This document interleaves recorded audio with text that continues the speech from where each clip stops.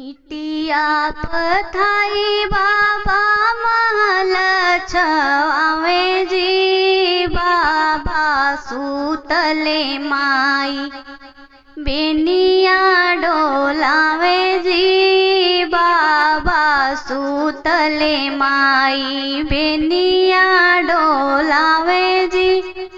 बेनिया डोलाई माई पूछे हंसी के बाते जी, काका दियाई स्वामी बेटी कन्या दान जी, काका दियाई स्वामी बेटी कन्या दान जी।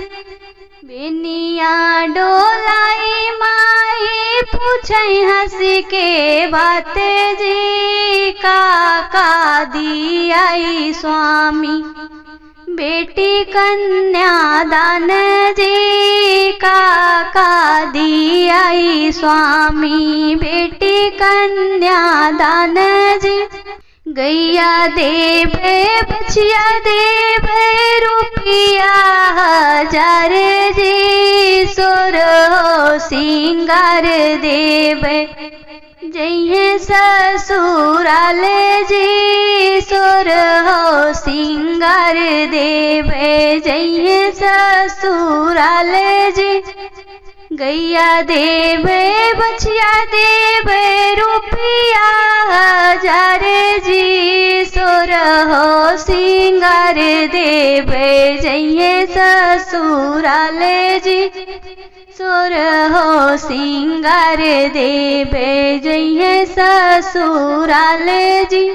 ईटिया पथाए चाचा महल छवावे जी, चाचा सूतले चाची बेनिया डोलावे जी, चाचा सूतले चाची बेनिया डोलावे जी।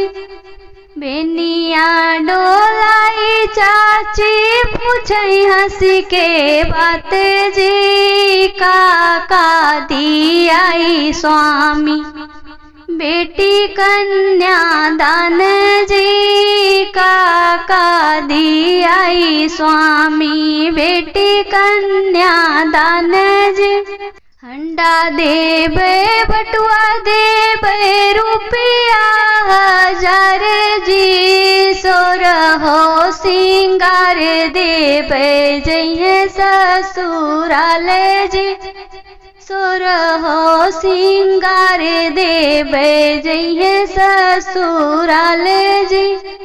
हंडा देवे बटुआ देवे रुपया हजार जी, सोरहो सिंगार देवे जइहे ससुराल जी, सोरहो सिंगार देवे जइहे ससुराल जी।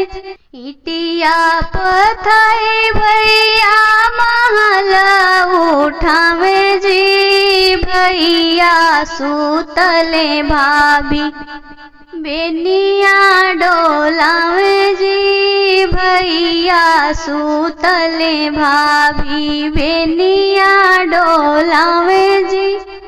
बेनिया डोलाई भाभी पूछे हंसी के बात जी, काका दियाई स्वामी ननदी के दान जी, काका दियाई स्वामी ननदी के दान जी।